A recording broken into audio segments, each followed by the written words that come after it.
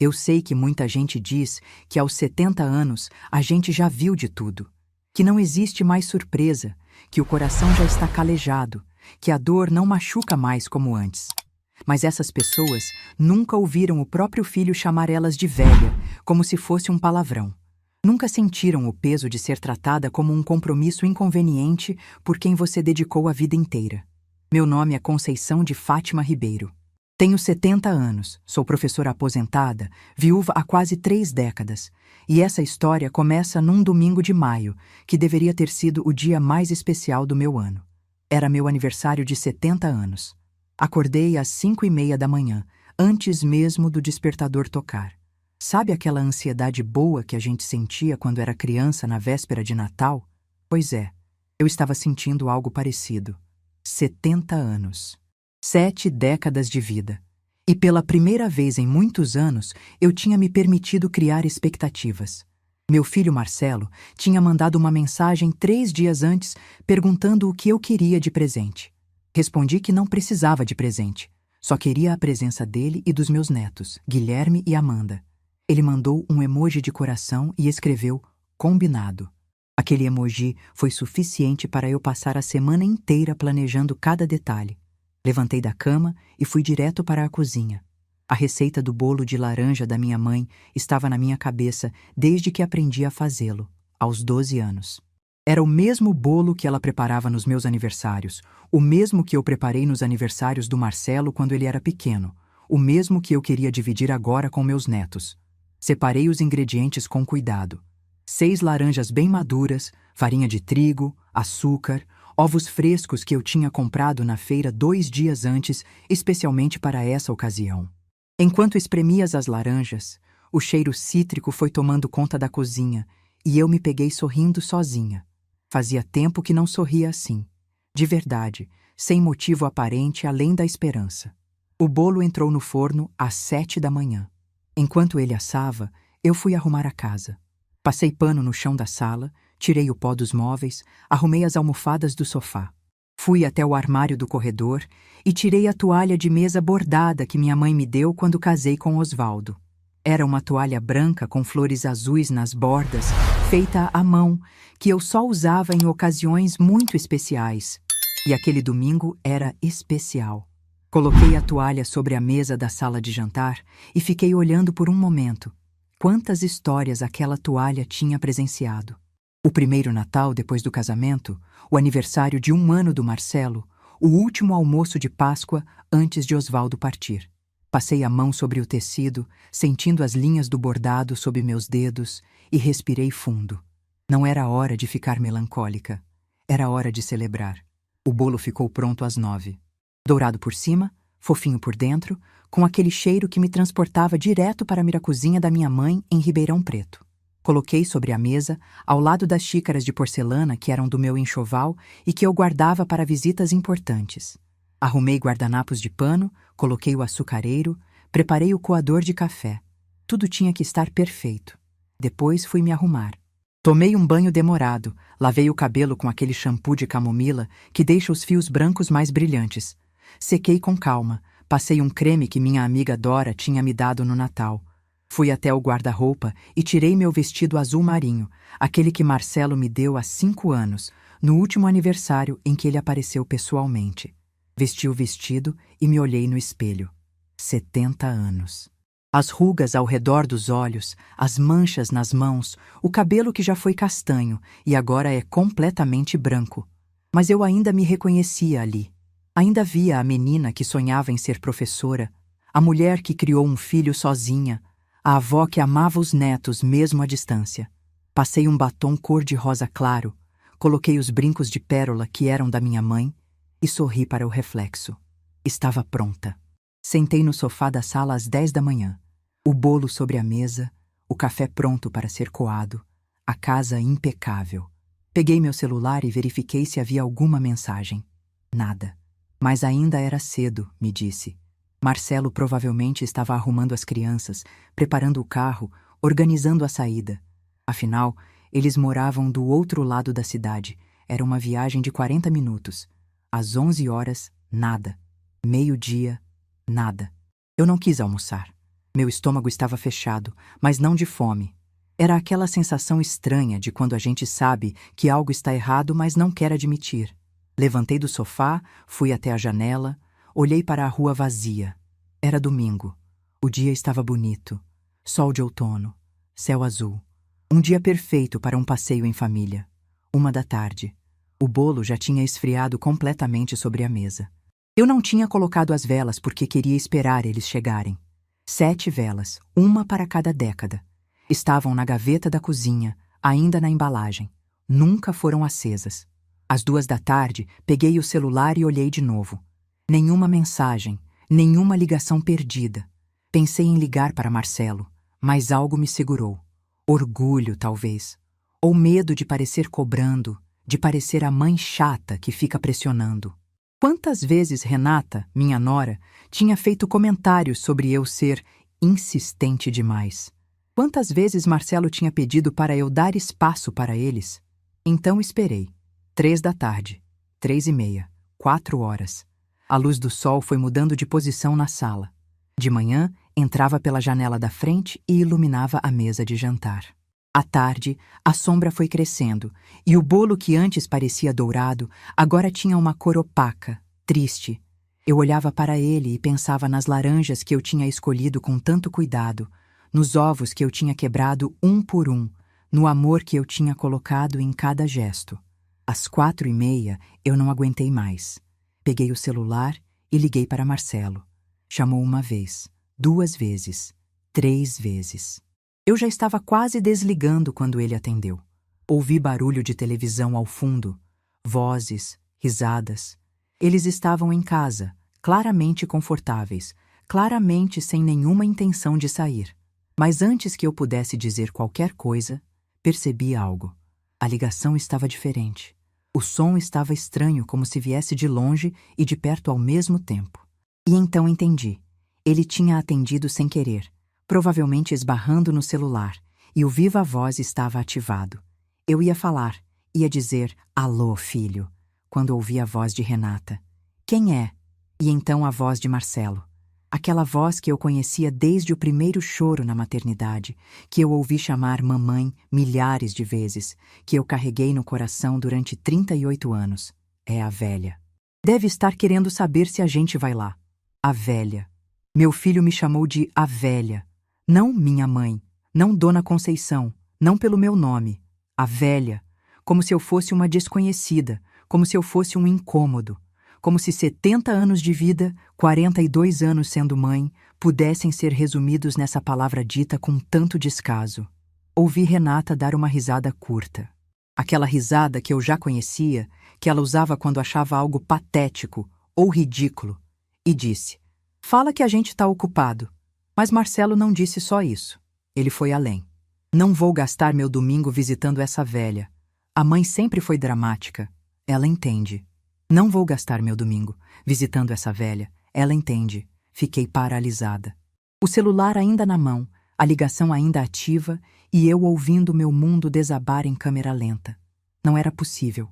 Não era possível que meu filho, o menino que eu criei sozinha depois que Osvaldo se foi, o homem para quem eu sacrifiquei tudo, estivesse falando de mim daquele jeito.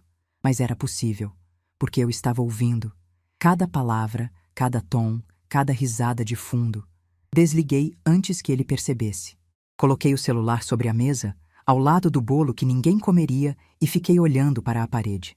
O relógio da sala fazia aquele barulho que sempre fez, tic-tac, tic-tac. A geladeira zumbia na cozinha.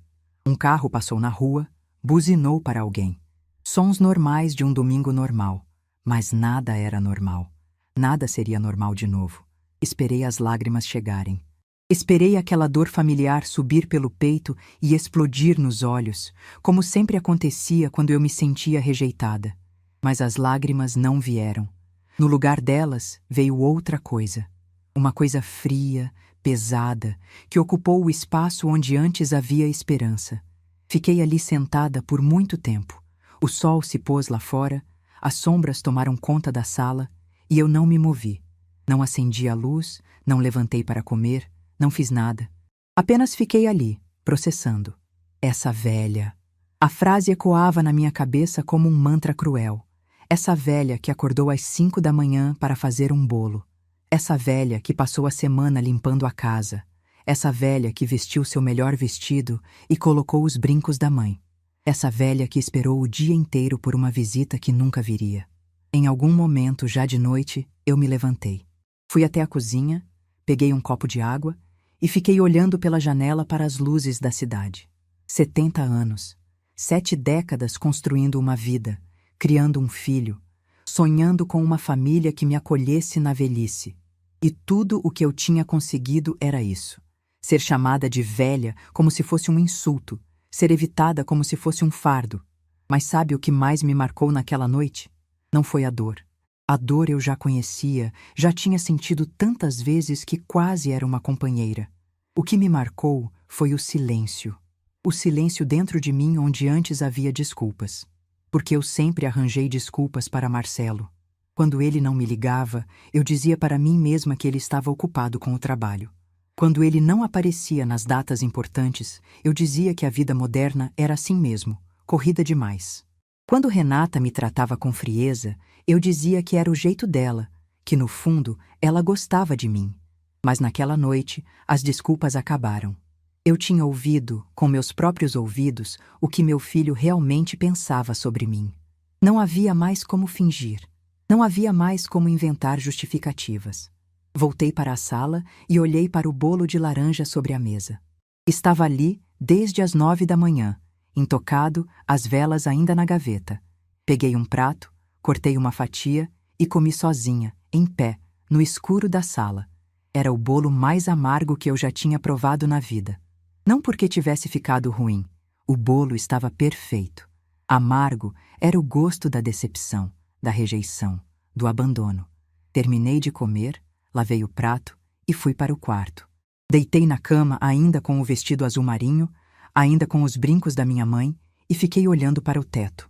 Foi ali, naquela cama, naquele quarto escuro, que alguma coisa mudou dentro de mim. Não foi de uma vez, não foi com clareza. Foi como uma semente que cai na terra e fica ali, quieta, esperando o momento certo para brotar. Eu não sabia ainda o que ia fazer. Não tinha plano, não tinha estratégia. Só tinha uma certeza absoluta, inabalável, que nasceu naquela noite e nunca mais me abandonou. Eu não ia mais aceitar ser tratada assim. Nunca mais. O domingo que deveria ter sido uma celebração se tornou um funeral. Não o meu funeral, como meu filho talvez preferisse, mas o funeral de uma versão de mim que morreu naquela noite. A mãe que aceita tudo, que perdoa tudo, que se sacrifica sem receber nada em troca. Essa mulher fechou os olhos naquele domingo e nunca mais acordou. E a mulher que acordou no dia seguinte, essa vocês vão conhecer agora. Porque essa velha aqui, essa velha que não valia um domingo, estava prestes a mostrar para o próprio filho que subestimar uma mãe é o maior erro que um homem pode cometer. Para vocês entenderem o peso do que eu ouvi naquele domingo, preciso voltar no tempo. Preciso contar quem eu fui, o que eu fiz, e tudo que eu sacrifiquei pelo homem que me chamou de velha, como se eu fosse um estorvo na vida dele. Essa história não começou naquele domingo de maio. Começou há muitas décadas, quando eu ainda era uma mulher jovem, cheia de sonhos e de uma fé inabalável nas pessoas que eu amava. Casei com Osvaldo quando tinha 22 anos. Ele era eletricista, trabalhava numa fábrica de autopeças aqui em Campinas e tinha as mãos mais honestas que eu já conheci. Não éramos ricos. Morávamos num apartamento pequeno de 2 quartos, no térreo de um prédio sem elevador, com janelas que davam para um muro cinza. Mas éramos felizes. Osvaldo chegava do trabalho cansado, com graxa nas unhas e cheiro de suor. E mesmo assim, me abraçava como se eu fosse a coisa mais preciosa do mundo. Quando engravidei de Marcelo, Osvaldo chorou. Chorou de alegria, ali mesmo no banheiro do nosso apartamento, segurando o teste de farmácia como se fosse um troféu. Ele queria tanto ser pai. Passava as noites conversando com a minha barriga, fazendo planos, prometendo que nosso filho não ia passar as dificuldades que ele passou na infância. Marcelo nasceu numa madrugada de agosto, depois de 18 horas de trabalho de parto.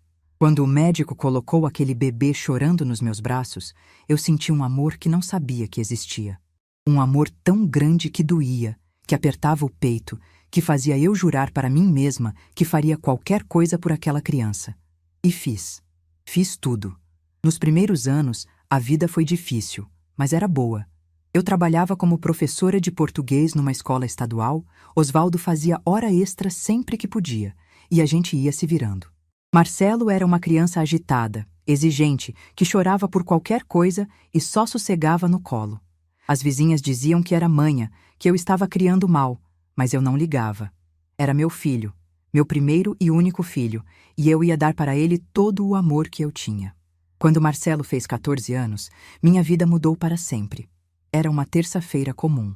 Eu estava na escola, no meio de uma aula sobre orações subordinadas, quando a diretora apareceu na porta da sala com uma expressão que eu nunca vou esquecer. Ela não precisou dizer nada. Só fez um gesto para eu acompanhá-la. E eu soube. Soube, antes de ouvir qualquer palavra, que alguma coisa terrível tinha acontecido. Osvaldo teve um infarto fulminante no meio do expediente. Caiu no chão da fábrica, entre fios e ferramentas, e não levantou mais. Tinha 42 anos. 42 anos de vida, 20 de casamento, e de repente ele não estava mais ali. De repente eu era viúva, mãe solo, responsável por um adolescente e por uma casa que ainda tinha prestação para pagar. O velório foi no dia seguinte. Eu estava em estado de choque, funcionando no automático, recebendo abraços e condolências sem processar nada. E Marcelo? Marcelo ficou num canto o tempo todo. Não chorou, não falou, não se aproximou do caixão. Quando eu tentei abraçá-lo, ele me empurrou e disse com raiva: "Me deixa em paz." Naquela época, eu achei que era o jeito dele de lidar com a dor. Adolescentes são assim, eu me dizia. Ele está sofrendo do jeito dele. Vai melhorar com o tempo. Não melhorou. Depois que Osvaldo se foi, eu me transformei em duas pessoas: mãe e pai, provedora e cuidadora. Eu acordava às 5 da manhã para deixar o almoço pronto antes de sair para na escola. Dava aula o dia inteiro, voltava correndo para casa, corrigia provas até meia-noite e no dia seguinte começava tudo de novo. O dinheiro era curto. O salário de professora estadual mal pagava as contas. E a pensão que Osvaldo deixou era uma miséria. Então comecei a dar aulas particulares à tarde, depois do expediente na escola. Alunos que precisavam de reforço em português, em redação, em literatura. Cobrava barato porque não podia perder clientes e trabalhava até não aguentar mais. Marcelo nunca reconheceu nada disso. Para ele, era obrigação minha. Quando eu chegava exausta em casa, ele reclamava que o jantar estava demorando. Quando eu não podia comprar o tênis de marca que ele queria, ele me acusava de ser uma mãe ruim. Quando eu pedia ajuda para arrumar a casa, ele dizia que isso era coisa de mulher e ia para o quarto jogar videogame. Eu engolia tudo. Dizia para mim mesma que ele estava sofrendo pela perda do pai, que era uma fase, que ia passar. Quantas noites eu chorei escondida no banheiro, com a torneira aberta para abafar o som. Quantas vezes eu quis desistir, sentar no chão e não levantar mais. Mas não podia. Tinha um filho para criar. Tinha que ser forte. Quando Marcelo passou no vestibular para engenharia civil, eu achei que finalmente meu sacrifício estava valendo a pena. Meu filho, o primeiro da família a entrar numa universidade, ia ser engenheiro. Osvaldo ficaria tão orgulhoso se pudesse ver. Mas a matrícula custava uma fortuna que eu não tinha. Foi quando tomei a decisão mais difícil da minha vida até então. Vendi o Fusca azul que Osvaldo tinha deixado. O carro que ele amava, que ele lavava todo domingo de manhã, que ele dirigia com tanto cuidado como se fosse um filho. Vendi para um vizinho por um preço abaixo do mercado porque precisava do dinheiro rápido. Chorei escondida no dia que entreguei a chave. Chorei como se estivesse enterrando Osvaldo de novo, mas entreguei e paguei a matrícula. E Marcelo? Marcelo nem agradeceu. Achou que era minha obrigação. Durante os 5 anos de faculdade, minha vida foi um inferno silencioso. Marcelo morava comigo, mas era como se eu fosse uma empregada invisível. Eu lavava as roupas dele, passava, dobrava, guardava no armário. Eu cozinhava 3 refeições por dia, deixava tudo pronto na geladeira quando não podia estar em casa. Eu limpava o quarto dele, arrumava a cama, organizava os livros. E ele? Ele saía com os amigos sem me avisar, chegava de madrugada fazendo barulho, trazia gente para casa sem pedir permissão. Uma vez, acordei às 3 da manhã com música alta na sala. Eram os colegas de faculdade dele, bêbados, fazendo festa na minha casa. Quando pedi para diminuir o volume, Marcelo me olhou com vergonha e disse: "Mãe, vai dormir. Você está constrangendo." Eu estava constrangendo. Na minha própria casa. No dia da formatura, eu pensei que finalmente ia receber algum reconhecimento. Comprei um vestido novo, o primeiro em anos, e fui toda arrumada para a cerimônia. Sentei na plateia, procurei meu filho com os olhos e chorei quando ele subiu no palco para receber o diploma. Meu menino, meu engenheiro. Depois da cerimônia, Marcelo veio até mim e disse que ia ter uma festa na nossa casa para comemorar com a turma. Achei ótimo, fiquei feliz que ele quisesse celebrar em casa. Mas então ele completou: "Mãe, era bom você ficar no quarto.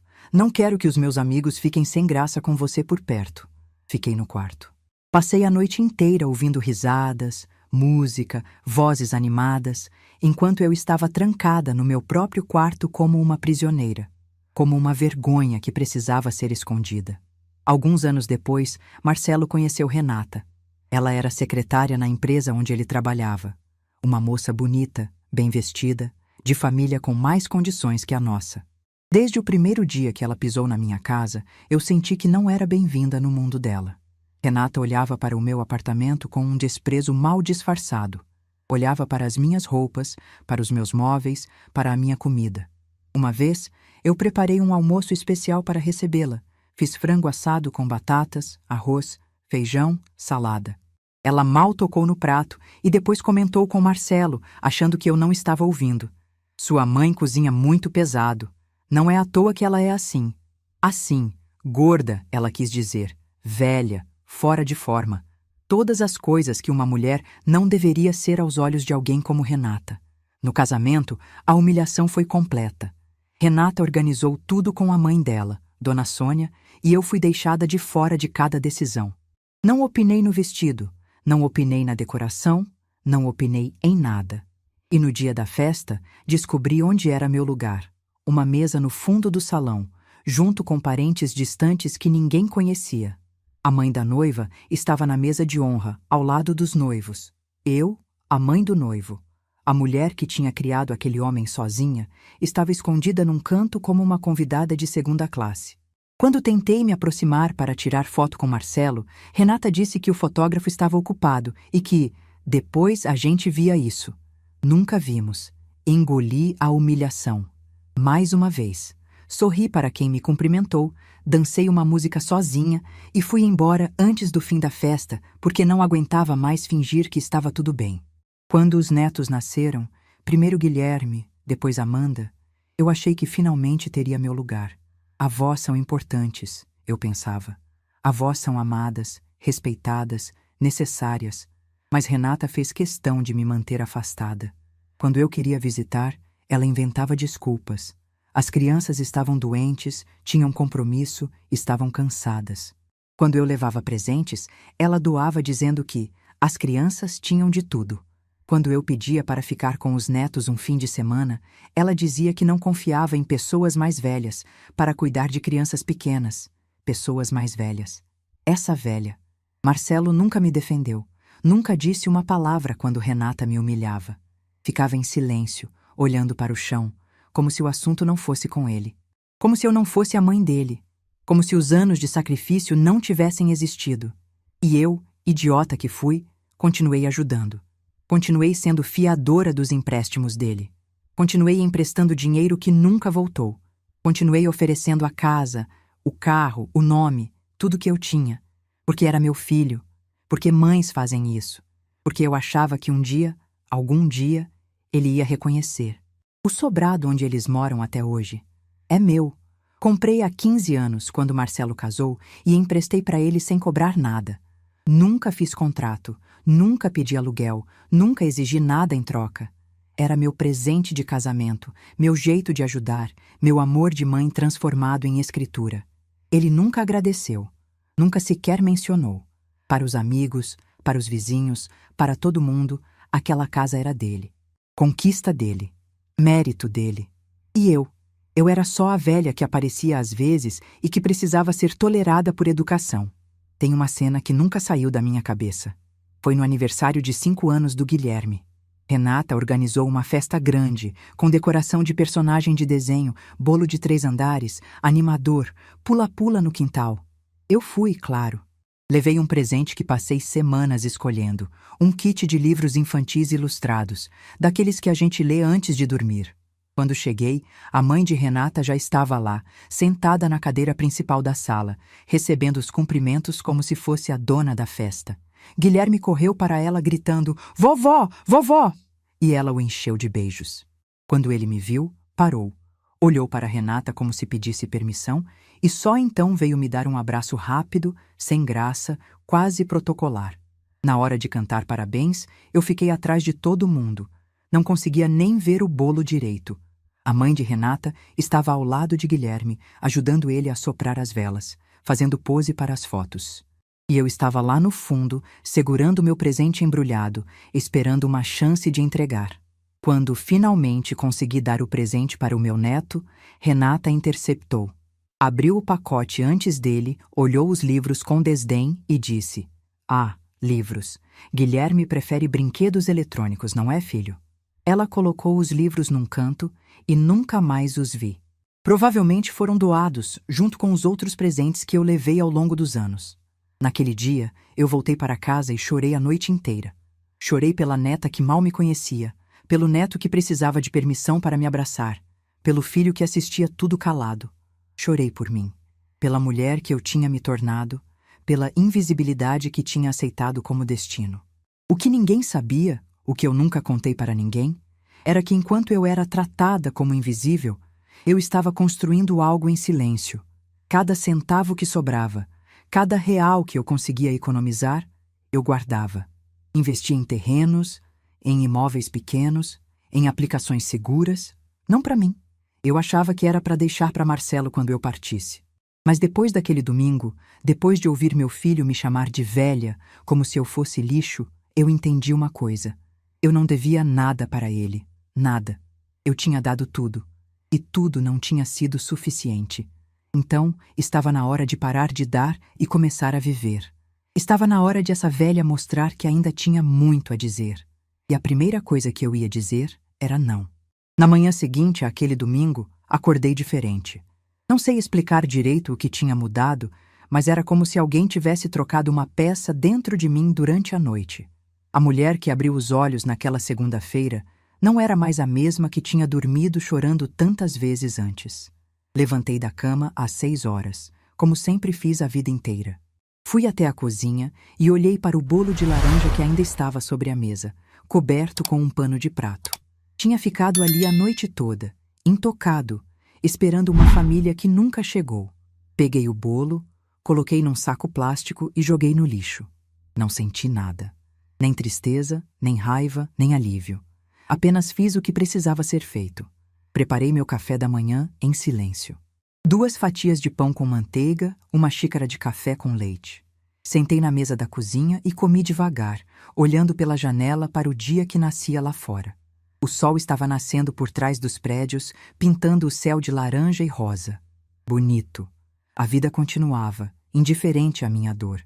Enquanto tomava café, comecei a pensar. Não com raiva, não com desespero. Pensei com a clareza fria de quem finalmente tirou uma venda dos olhos. Comecei a fazer um inventário mental de tudo que eu tinha feito pelo meu filho ao longo dos anos. Cada sacrifício, cada noite sem dormir, cada real economizado, cada sonho adiado.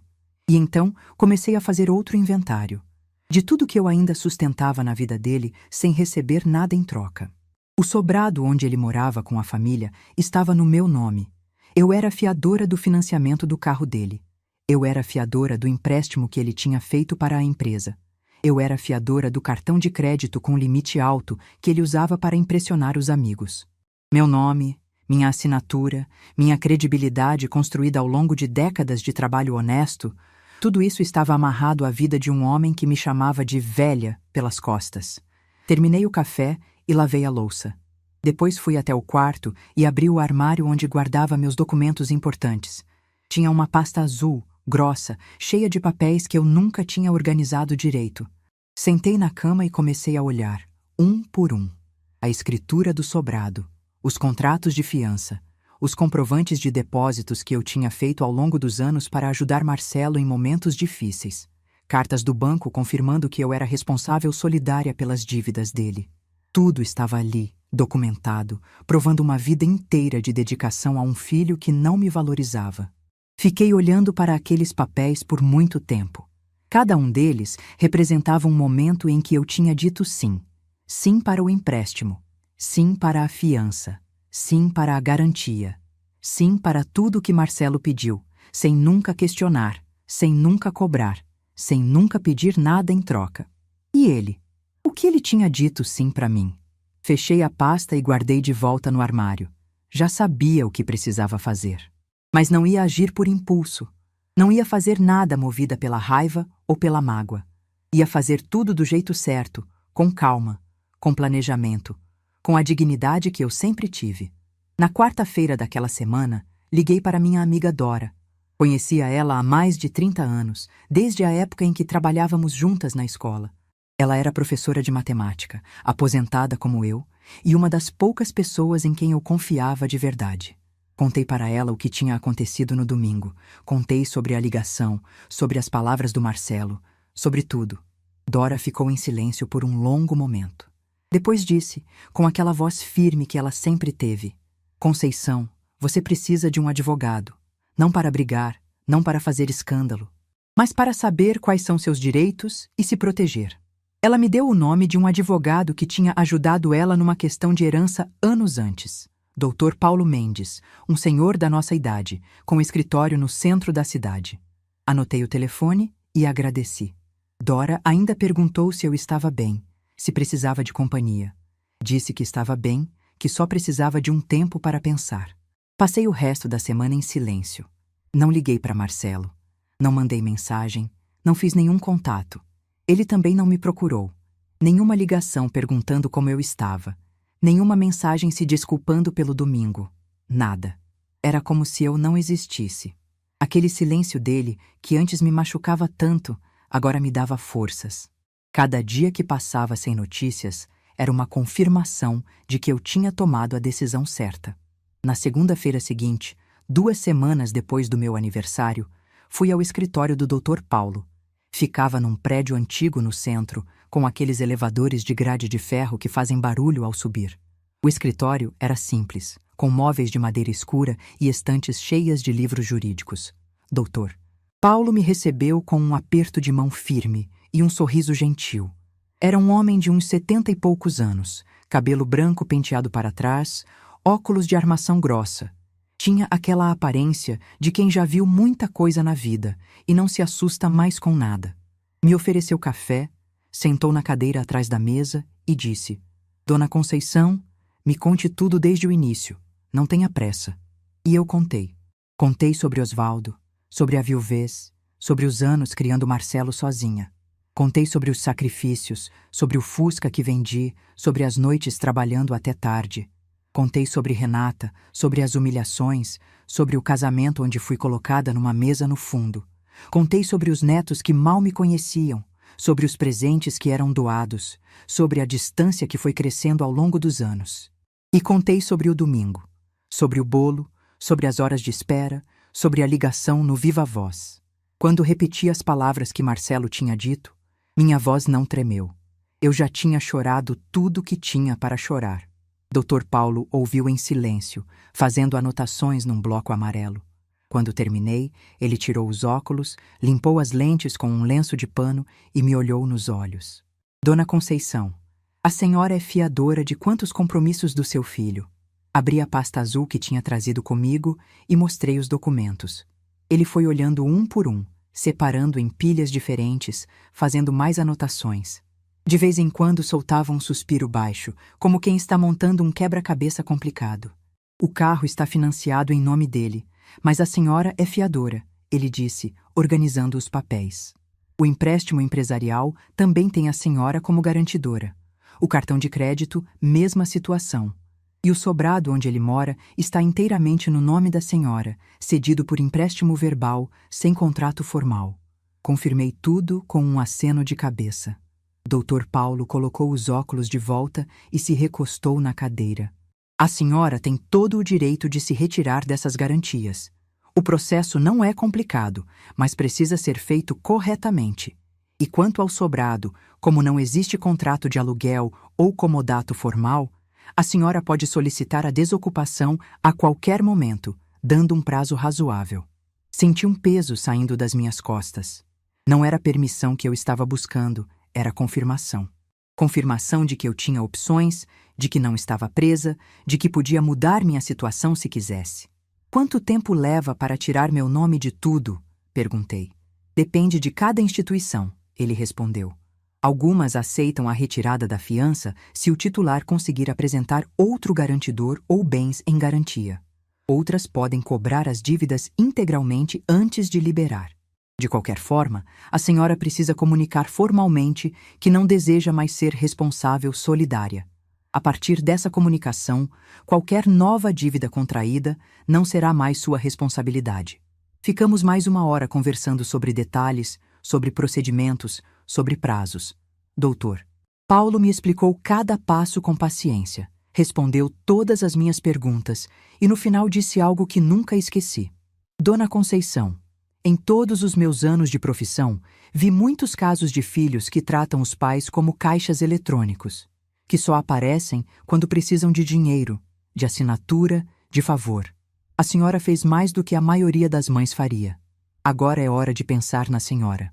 Saí do escritório com uma lista de tarefas e uma sensação estranha no peito. Não era felicidade, não era alívio, era determinação. Uma determinação quieta, firme, inabalável. Nas semanas seguintes, comecei a executar o plano. Fui ao banco onde estava o financiamento do carro e comuniquei que não desejava mais ser fiadora. A gerente me olhou surpresa, perguntou se eu tinha certeza, se tinha conversado com meu filho sobre isso. Respondi que sim, que tinha certeza e assinei os documentos necessários.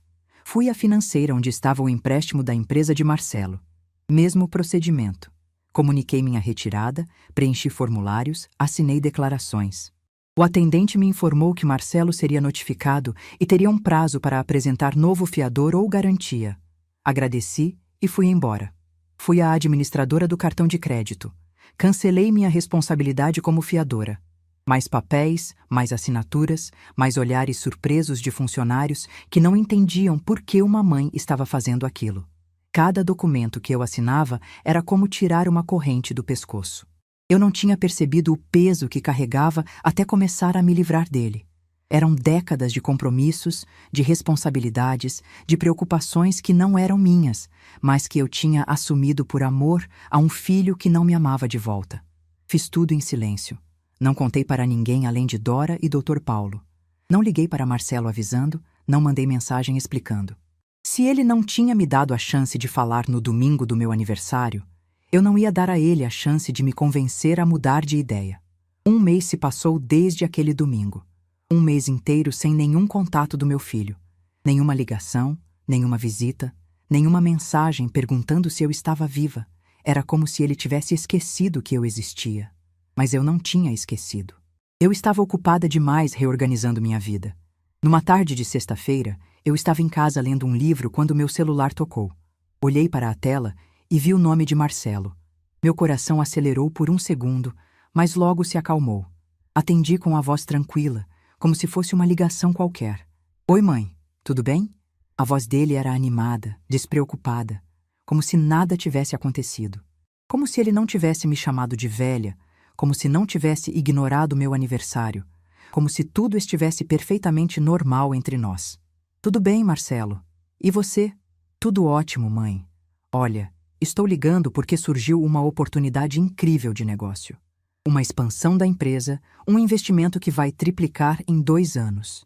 Mas preciso de um empréstimo grande e queria saber se você pode ser fiadora de novo. Fiadora de novo. Ele estava me ligando depois de 1 mês de silêncio para pedir que eu assinasse mais um papel, para pedir que eu colocasse meu nome em mais uma dívida, para usar mais uma vez a única coisa que ele achava que eu servia. Respirei fundo e disse, com uma calma que me surpreendeu: Marcelo, preciso que você venha aqui em casa, pessoalmente. Temos uma conversa importante para ter. Ele pareceu confuso. Perguntou se não podia resolver por telefone. Disse que estava com a agenda cheia, que podia mandar os documentos por e-mail para eu assinar. Não, filho, precisa ser pessoalmente, quando você puder. Ele suspirou do outro lado da linha, claramente irritado com a inconveniência, mas concordou em aparecer no sábado à tarde. Desliguei o telefone e fiquei olhando para a parede. O momento tinha chegado. Depois de um mês de preparação silenciosa, de documentos assinados, de correntes quebradas, era hora de Marcelo descobrir que a velha que ele desprezava não era mais a mesma. E eu estava pronta. Pronta para dizer a palavra que nunca tinha conseguido dizer para ele em 38 anos de vida. Não. Marcelo chegou no sábado às 3 da tarde. Eu estava na cozinha preparando o café quando ouvi a campainha tocar. Respirei fundo, ajeitei a blusa e fui abrir a porta. Ali estava meu filho, com uma pasta de documentos debaixo do braço e aquele sorriso ensaiado que ele usava quando precisava de alguma coisa. Oi, mãe, tudo bem? Trouxe os papéis para você assinar. Nem um abraço, nem um beijo no rosto, nem uma pergunta sobre como eu tinha passado o último mês. Ele entrou no apartamento já abrindo a pasta, já procurando uma caneta, já tratando aquilo como uma transação rápida que precisava ser resolvida para ele voltar à vida dele. Fechei a porta e fui até a cozinha. Senta, filho. Vou servir um café. Ele se sentou no sofá da sala, impaciente, olhando o relógio. Provavelmente tinha outros compromissos, outras coisas mais importantes do que passar meia hora com a mãe, que não valia um domingo. Voltei com 2 xícaras de café e sentei na poltrona em frente a ele. Marcelo já tinha espalhado os papéis na mesa de centro, apontando para os lugares onde eu deveria assinar. Eram muitos documentos. Contrato de empréstimo, termos de garantia, declarações de fiança. Tudo com espaços em branco esperando minha assinatura. É só assinar aqui, aqui e aqui, mãe. Não precisa nem ler. É tudo padrão. Olhei para aqueles papéis e depois olhei para meu filho. Ele estava tão confiante, tão certo de que eu ia fazer o que ele queria, como sempre fiz. Tão certo de que a velha ia obedecer sem questionar. Marcelo, eu disse com uma calma que me surpreendeu. Eu não vou assinar. Ele deu uma risadinha, achando que era brincadeira. Como assim não vai assinar, mãe? Você sempre assina. Sempre assinei, mas não vou mais. O sorriso dele foi desaparecendo aos poucos. Ele me olhou como se eu tivesse falado em outro idioma, como se as palavras não fizessem sentido. Mãe, você não entendeu. É uma oportunidade única. Se eu não conseguir esse empréstimo, a empresa não vai conseguir crescer. Eu entendi perfeitamente, filho, e a resposta é não. Marcelo se inclinou para a frente, começando a ficar irritado. Mas por quê? Você sempre me ajudou. Por que agora seria diferente? Foi nesse momento que eu disse. Porque no dia do meu aniversário de 70 anos, eu liguei para você e ouvi pelo viva voz você dizendo para sua esposa que não ia gastar seu domingo visitando essa velha. Ouvi você me chamar de dramática. Ouvi Renata rindo de mim. O rosto de Marcelo mudou. Ficou pálido, depois vermelho, depois pálido de novo. A boca dele se abriu, mas nenhum som saiu. Ele finalmente tinha entendido. Mãe, não foi isso que... Você entendeu errado. Eu entendi perfeitamente, Marcelo, cada palavra. Ele tentou se explicar.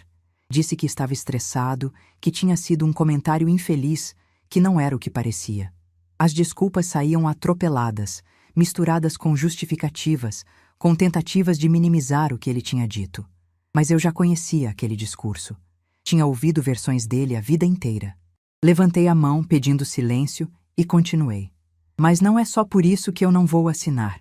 É porque eu já não sou mais sua fiadora em nada, Marcelo. Tirei meu nome de todos os seus compromissos. Agora sim o rosto dele ficou branco. Branco como papel. Como assim tirou seu nome? Fui aos bancos, às financeiras, a todos os lugares onde eu era sua garantidora. Assinei os documentos de retirada. Comuniquei formalmente que não sou mais responsável pelas suas dívidas. Marcelo ficou em silêncio por um longo momento. Eu podia ver as engrenagens funcionando na cabeça dele, calculando o tamanho do problema. Sem minha garantia, os bancos iam cobrar dele diretamente. Sem minha fiança, os limites de crédito iam desabar. Sem minha assinatura, o castelo de cartas que ele tinha construído ia começar a ruir. Você não pode fazer isso, ele disse, a voz tremendo. Eu tenho compromissos, eu tenho prazos. Se os bancos descobrirem... Já descobriram, filho. Você deve ter recebido as notificações. Ele pegou o celular, começou a mexer freneticamente, provavelmente procurando e-mails que tinha ignorado, mensagens que não tinha lido. Vi o desespero crescendo no rosto dele à medida que a realidade ia se revelando. Por que você fez isso, mãe? Você quer me destruir? Olhei para ele com uma tristeza calma. Não, Marcelo, eu não quero destruir ninguém. Eu só quero parar de ser usada. Passei 42 anos me sacrificando por você. Vendi o carro do seu pai para pagar sua faculdade. Trabalhei em 3 turnos para você não faltar nada. Fui fiadora de cada sonho seu, de cada projeto, de cada capricho. E o que eu recebi em troca? Ele ficou em silêncio. Uma mesa no fundo do seu casamento. Uma nora que me trata como lixo. Netos que mal me conhecem. E um filho que acha que visitar a mãe no aniversário dela é perder tempo. Marcelo abaixou a cabeça. Pela primeira vez, ele não tinha argumento, não tinha desculpa, não tinha como virar o jogo a seu favor. Você tem 38 anos, eu continuei. Está na hora de ser responsável pelas suas próprias escolhas. Eu já fiz minha parte, mais do que a minha parte. Ele levantou do sofá, guardou os papéis na pasta com as mãos tremendo e foi em direção à porta. Antes de sair, se virou e disse: Você vai se arrepender disso, mãe. Olhei para ele e respondi: Talvez, mas é a primeira vez em muitos anos que eu tomo uma decisão pensando em mim. E isso, filho, não tem preço. Ele saiu batendo a porta. Fiquei ali, parada no meio da sala, ouvindo os passos dele descendo a escada. E sabe o que eu senti? Nada. Nenhuma culpa, nenhum remorso, nenhuma vontade de correr atrás e pedir desculpas. Apenas uma paz estranha, silenciosa, que foi se espalhando pelo peito. Fui até a janela e vi quando ele entrou no carro. Ficou parado ali dentro por uns 10 minutos, provavelmente ligando para Renata, provavelmente tentando processar o que tinha acabado de acontecer. Depois, deu partida e foi embora. E eu continuei ali, olhando para a rua vazia, sentindo que uma era tinha acabado. Naquela noite, liguei para Dora e contei tudo. Ela ouviu em silêncio e no final disse: Conceição, você fez o que devia ter feito há muito tempo. Agora segura firme, porque a tempestade está vindo. E Dora estava certa. Nas semanas seguintes, a tempestade chegou. Primeiro veio Renata. Apareceu no meu apartamento num domingo de manhã, sem avisar, com os olhos cheios de fúria. Começou a gritar antes mesmo de eu terminar de abrir a porta. Disse que eu estava destruindo a família, que eu era uma velha egoísta e vingativa, que eu devia ter vergonha de fazer aquilo com meu próprio filho. Deixei ela falar, deixei ela gritar, xingar, ameaçar. E quando ela finalmente parou para respirar, eu disse: Renata, nos últimos 10 anos, quantas vezes você me deixou ver meus netos? Quantas vezes você me convidou para um almoço? Quantas vezes você me tratou como família? Ela abriu a boca para responder, mas eu não deixei. Você me manteve afastada durante uma década. Você riu de mim quando meu filho me chamou de velha. Você tratou cada presente que eu dei para meus netos como lixo. E agora você vem na minha casa falar de família? Renata ficou vermelha, sem saber o que dizer. A porta está ali, você conhece o caminho. Usou ele muitas vezes para me manter do lado de fora. Ela saiu sem dizer mais nada. Foi a última vez que a vi por muito tempo. 3 meses depois, recebi uma intimação. Marcelo e Renata estavam se divorciando e a situação tinha ficado complicada. Ela estava acusando ele de esconder patrimônio, de mentir sobre a situação financeira, de fazer manobras para prejudicá-la na divisão de bens. E eu fui chamada como testemunha. O dia da audiência chegou numa manhã fria de agosto. Coloquei meu vestido azul marinho, aquele mesmo que eu tinha usado no meu aniversário de 70 anos, e fui ao fórum com a pasta de documentos que Dr. Paulo tinha me ajudado a organizar. Ele me acompanhou. Disse que era importante eu ter apoio jurídico presente. No caminho, fiquei olhando pela janela do táxi, pensando no que eu ia dizer. Não tinha ensaiado nada.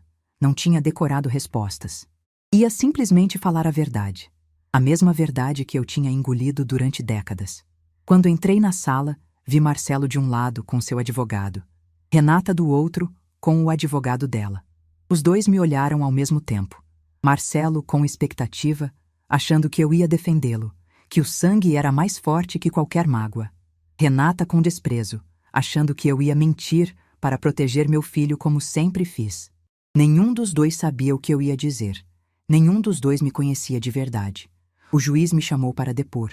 Sentei na cadeira de testemunhas, coloquei as mãos sobre a mesa e esperei as perguntas.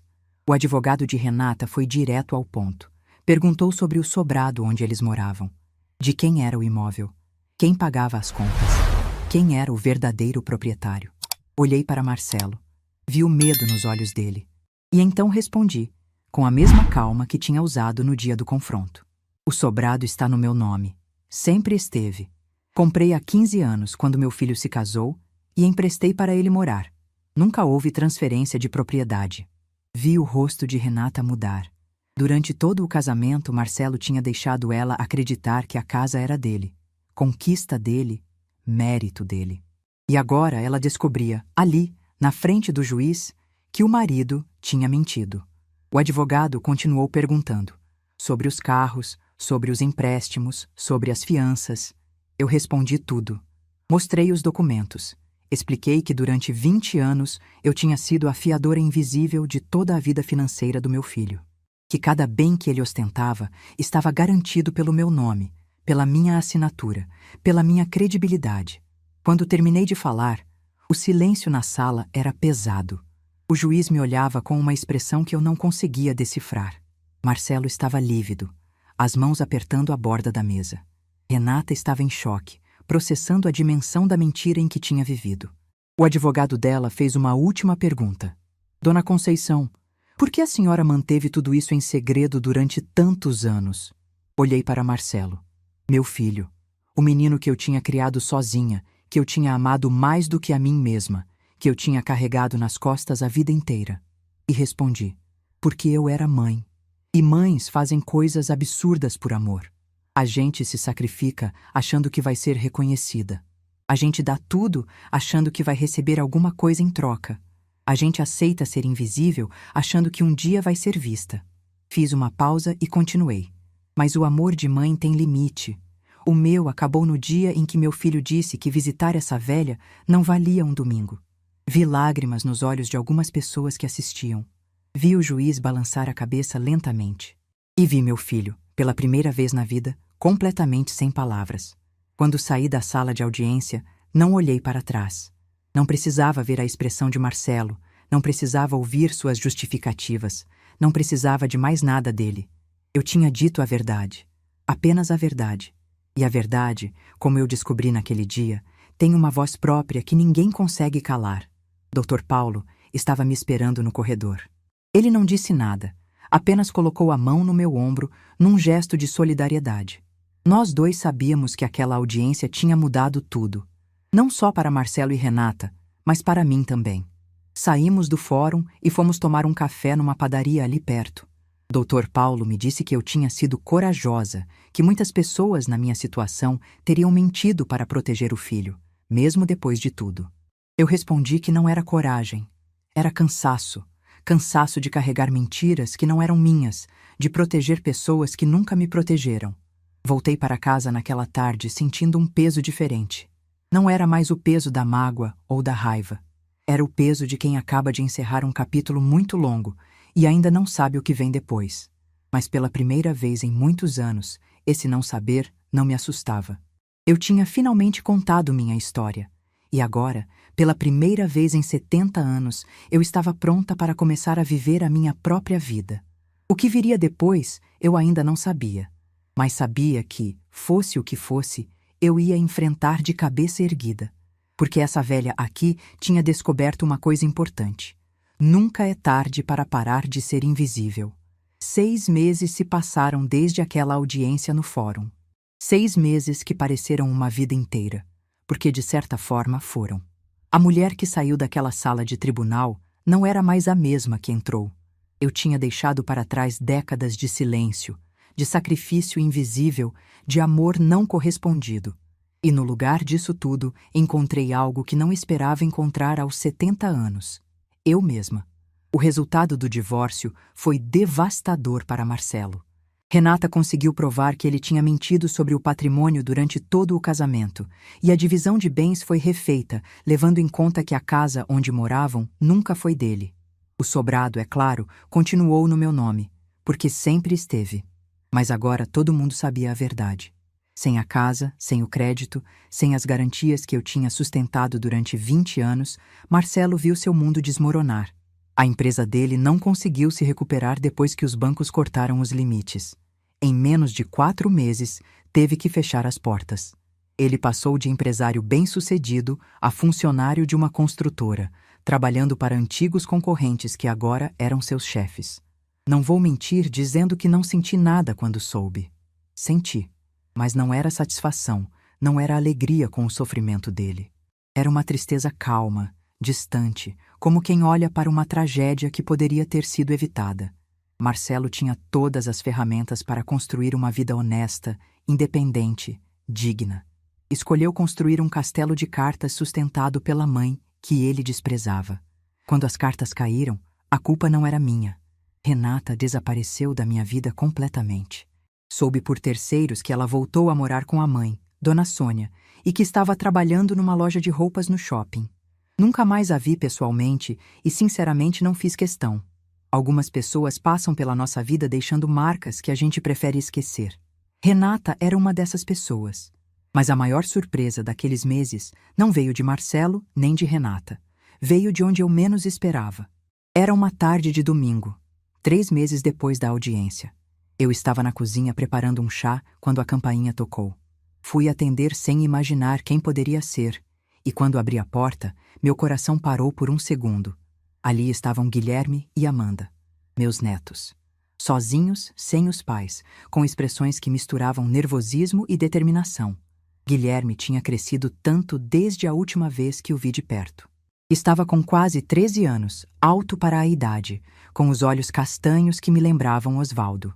Amanda, com 11 anos, tinha o cabelo comprido preso num rabo de cavalo e segurava uma mochila cor-de-rosa contra o peito como se fosse um escudo.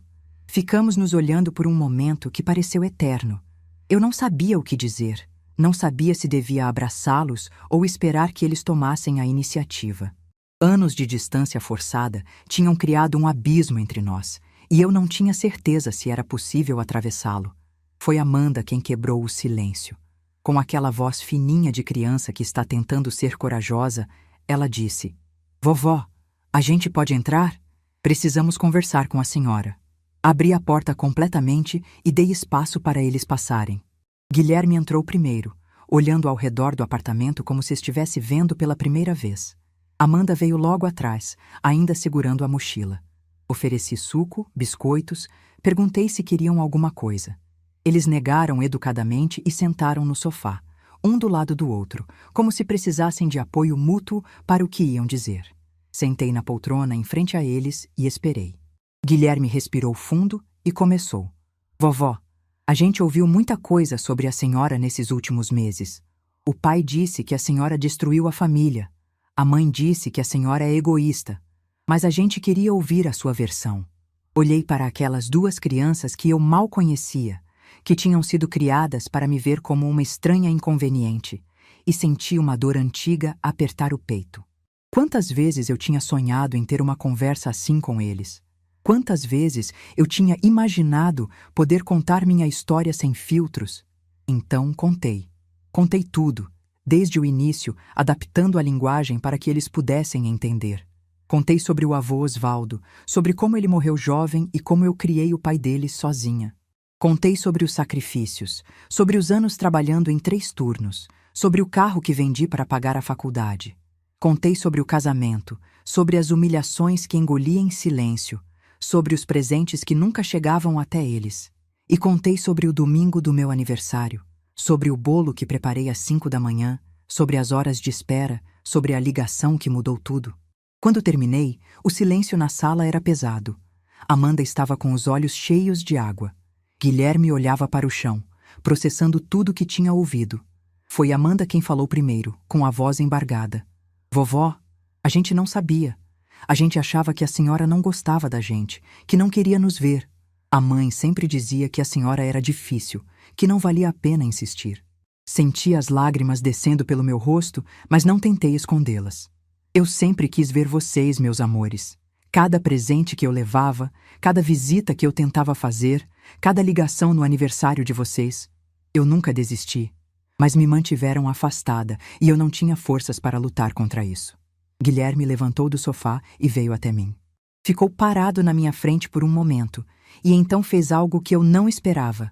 Ele me abraçou, um abraço apertado, demorado, como se estivesse tentando compensar anos de abraços perdidos. Amanda veio logo depois, se juntando ao abraço, e ali ficamos os três, chorando juntos na sala do meu apartamento, finalmente conectados depois de tanto tempo separados. Naquela tarde, meus netos ficaram comigo até anoitecer. Conversamos sobre tudo, sobre a escola deles, sobre os amigos, sobre os sonhos que tinham para o futuro. Descobri que Guilherme queria ser veterinário e que Amanda adorava desenhar. Coisas simples que uma avó deveria saber, mas que eu nunca tinha tido a chance de descobrir. Antes de irem embora, Guilherme me perguntou se eles podiam voltar no próximo fim de semana. Disse que sim, que minha porta estava sempre aberta para eles. Amanda me deu um desenho que tinha feito enquanto conversávamos. Era uma casa com 3 pessoas na frente, uma mulher de cabelo branco e 2 crianças. Embaixo, com letra caprichada, estava escrito: eu e meu irmão com a vovó de verdade. Guardei aquele desenho na gaveta do meu criado mudo, junto com os brincos da minha mãe e a aliança do Osvaldo. Tesouros que contam a história de quem eu sou e de quem eu amo. Os meses seguintes foram de reconstrução. Guilherme e Amanda passaram a me visitar regularmente, primeiro nos fins de semana, depois durante a semana também, quando a rotina permitia. Descobri que ser avó não era sobre dar presentes caros ou fazer todas as vontades. Era sobre estar presente, ouvir, aconselhar, amar sem cobranças. Marcelo soube das visitas, claro. No início ficou furioso, disse que eu estava manipulando os filhos dele contra ele. Mas os meninos foram firmes. Disseram que queriam conhecer a avó que nunca tiveram a chance de conhecer e que ninguém ia impedi-los. Com o tempo, a raiva de Marcelo foi se transformando em algo diferente. Não sei se era vergonha, arrependimento ou apenas cansaço. Mas ele parou de lutar contra a relação que eu estava construindo com meus netos. Talvez tenha percebido que tinha perdido o direito de opinar sobre isso. Quanto ao sobrado, eu tinha uma decisão a tomar. Era um imóvel valioso, que podia me dar uma boa renda de aluguel ou um dinheiro considerável se eu vendesse. Mas eu não queria nem uma coisa nem outra. Uma noite, conversando com Dora sobre o que fazer, ela me disse algo que ficou na minha cabeça. Conceição, você passou a vida inteira cuidando dos outros. Agora que pode fazer o que quiser, o que você realmente quer? Fiquei pensando naquela pergunta por dias. O que eu queria? Não era dinheiro. Eu tinha o suficiente para viver com conforto. Não era vingança. Essa nunca foi minha motivação. O que eu queria era que minha história servisse para alguma coisa. Que a dor que eu senti não fosse em vão. Foi assim que nasceu o Centro de Convivência Dona Conceição. Com a ajuda de Dr. Paulo e de alguns amigos que fiz ao longo do caminho, transformei o sobrado num espaço de acolhimento para idosos em situação de abandono familiar. Um lugar onde pessoas como eu, que foram tratadas como invisíveis pelos próprios filhos, pudessem encontrar companhia, dignidade e respeito. O centro abriu as portas num sábado de primavera. Eu estava nervosa como não ficava há anos, com medo de que ninguém aparecesse, de que a ideia fosse um fracasso. Mas quando as portas se abriram, havia uma fila de pessoas esperando. Senhores e senhoras da minha idade, com histórias parecidas com a minha, buscando um lugar onde fossem vistos e valorizados. Hoje, um ano depois daquele domingo que mudou minha vida, o centro recebe mais de 50 pessoas por semana.